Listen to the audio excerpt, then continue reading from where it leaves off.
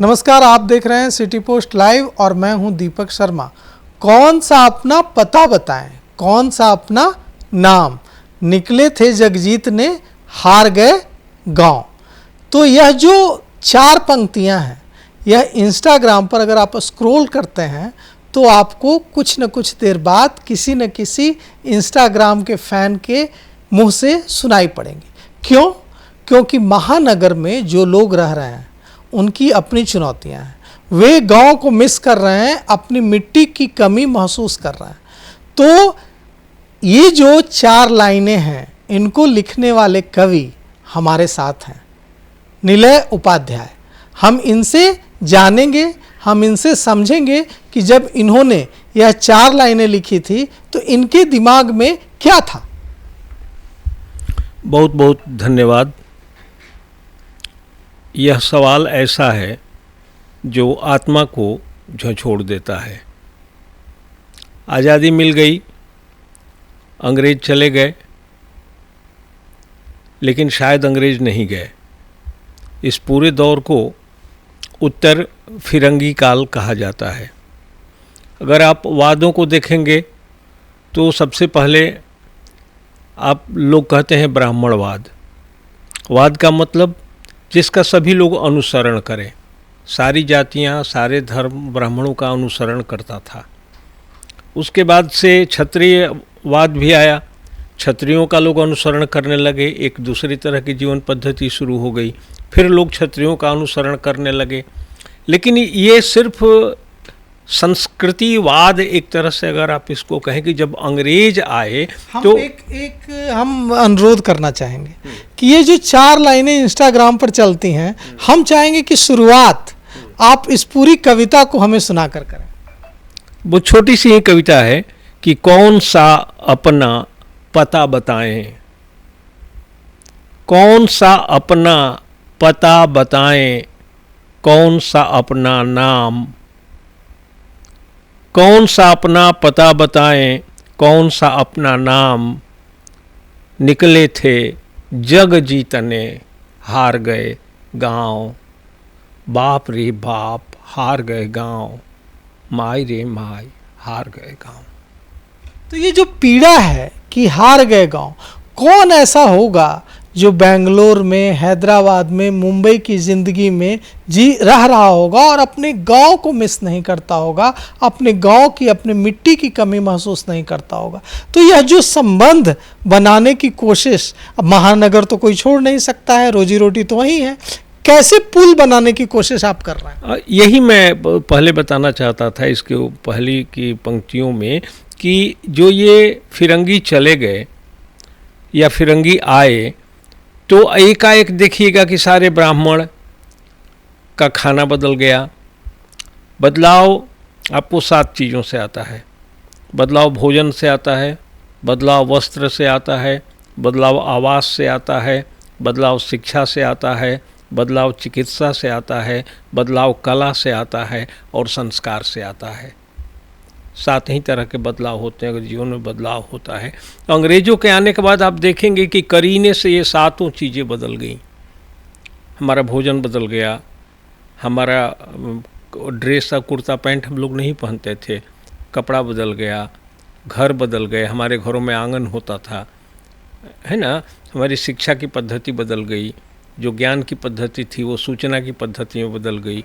हमारी चिकित्सा जो आयुर्वेदिक थी, जिसमें कहा जाता था कि अन्न ही चिकित्सा है, जो हम भोजन करते हैं वो चिकित्सा ही करते हैं।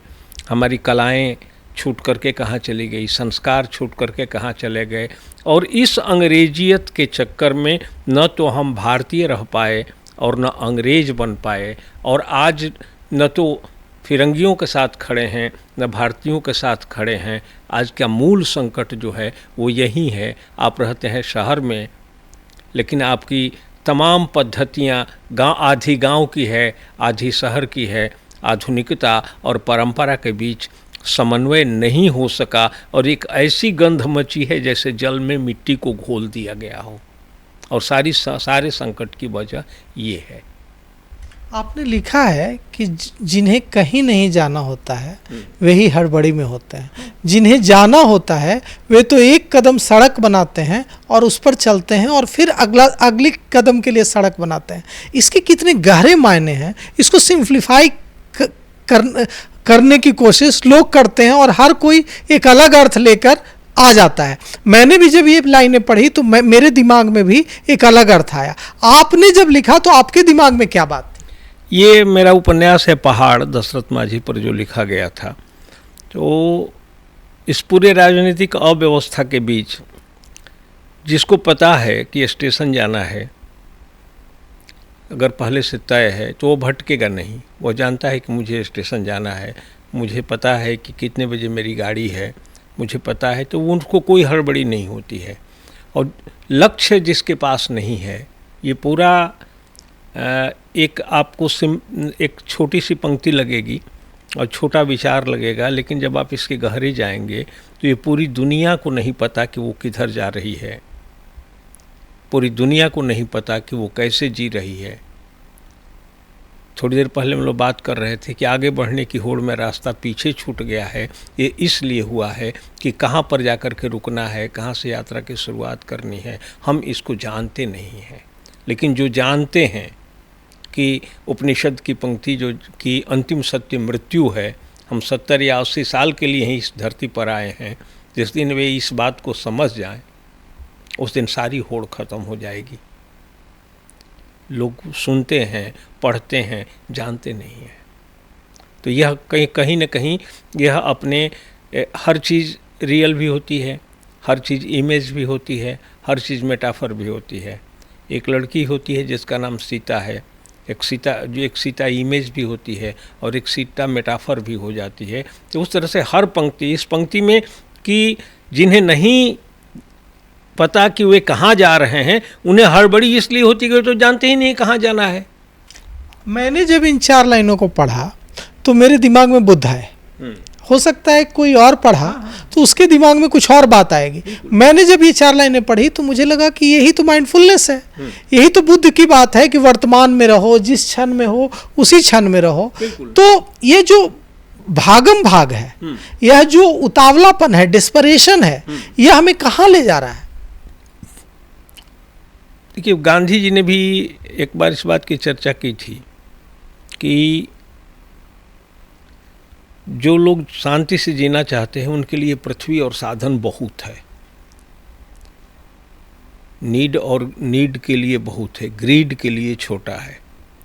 तो भागम भाग जिधर जा रहे हैं, इन्हें पता नहीं कि हमको कहाँ जाना है, उसको पता नहीं कि हमको कितना पैसा कमाना है, उसको पता नहीं है कि हमको कितनी प्रतिष्ठा चाहिए। तो इन सारी चीज़ों के पीछे वो क्या करता है कि हमेशा शून्य में प्रवेश कर जाता है। और शून्य में प्रवेश करने के बाद हो सकता है कि एक आध लोगों को सफलता मिलती हो, लेकिन ज़्यादातर लोग गिरते ही हैं। तो चीज़ों को लक्ष्य तय करना, मंजिल के बारे में पता करना, किसी भी लड़ाई के 4 सिद्धांत होते हैं। तो 4 सिद्धांतों में पहला सिद्धांत है कि जैसे हम आपके यहाँ नौकरी कर रहे हैं तो पहली चीज़ देखेंगे कि सर्वाइवल हमारा है कि नहीं है, फिर देखेंगे कि सिक्योरिटी है कि नहीं है, फिर देखेंगे कि हमारा रिकॉग्निशन मिल रहा है कि नहीं मिल रहा है। ये 3 स्टेज पूरा हो जाता है, तब चौथे में क्रिएशन शुरू होता है। और एक बार क्रिएशन हो जाता है तो फिर सेल्फ एक्चुअलाइजेशन हो जाता है। सेल्फ एक्चुअलाइज मतलब अब आपको कुछ करने की ज़रूरत नहीं है, जो कुछ पद्धति, जो कुछ तंत्र आपने तैयार किया है, आप उसके साथ चलते रह जाते हैं, आपकी ज़िंदगी पार लग जाए। लेकिन जिनको स्पष्टता नहीं होती है कि हमको कहाँ पहुँचना है, उनको न तो सिक्योरिटी का पता चलता है, न तो उनको रिकॉग्निशन का पता चलता है, न तो उनको क्रिएशन का पता चलता है। वो आरंभ से ही ऐसा क्रिएशन कर देना चाहते हैं कि हम तूफान ला देंगे, लेकिन तूफान की हवा भी नहीं उठती, सांस भर हवा भी नहीं। तो ये स्पष्टता कैसे आएगी? चेतना से आएगी, चिंतन से आएगी। जो जैसे पूछा जाता है ना कि आप कौन हैं, तो मान लीजिए कह दिया गया कि आप मोहन हैं। इन मोहन तो आपके पिताजी अगर सोहन राम नाम रख देते तो सोहन हो जाता, तो आप हैं कौन? तो आप, लेकिन आपके भीतर एक आदमी है ना जो सोचता है, हर चीज़ पर निर्णय लेता है, जो एक आपके शरीर के भीतर, जिसको सूक्ष्म शरीर कहा गया है, हर आदमी के शरीर के भीतर एक सूक्ष्म शरीर होता है जो सोचता है। तो जो सोचता है आप असल में वही हैं, और वो अगर कार्य करना शुरू करता है, अगर वो सोचना शुरू करता है, तो वो ठीक से अपनी मंजिल का भी पता कर लेगा। अगर उससे अलग हट करके आप देह के स्तर पर सोचते हैं, 3 स्तर पर आदमी जीता है, एक देह के स्तर पर, दूसरा मन के स्तर पर, तीसरा आत्मा के स्तर पर। अगर देह के स्तर पर वहीं प्यार होता है, मन के स्तर पर प्रेम होता है, और आत्मा के स्तर पर वहीं भक्ति हो जाती है। ऊर्जा है जो अगर कमर से नीचे घटित होती है तो सेक्स में घटित होती है, अगर कमर से और गर्दन के बीच में घटित होती है तो प्रेम में घटित होती है, और वहीं जब ऊपर उठ जाती है तो आपको वो आध्यात्म या आप भक्ति कहिए, भक्ति में तब्दील हो जाता है, जहाँ जा कर के कोई अंतर नहीं रह जाता भक्त और भगवान में। प्रेम करते समय भी अंतर रहता है, सेक्स करते समय बस शरीर का साथ होता है। तो वो कौन सी चीज़ है जो चेतना घटित होती है, जो सोचना होता है हर काम के पीछे, जो सबसे महत्वपूर्ण क्रिया है सोचना, वो अगर घटित आप करते हैं तो वो आपको एक मंजिल तक ले जाएगी, जिसे हमारे यहाँ चिंतन कहते हैं, या जिसे लोग ध्यान भी एक तरह से कहिए कहते हैं, कि जब आप उस मूल वस्तु को जब आप देखने लगेंगे तो उसकी उपयोगिता आपको समझ में आ जाएगी कि कौन सी चीज़ आपके लिए उपयोगी है। अगर आप देह का कहना मानते हैं तो आपकी पूरी आकृति अलग होगी, देह को सजाएंगे। मन को जानते हैं तो मन को सजाएंगे, भक्ति को जानते हैं तो भक्ति को सजाएंगे।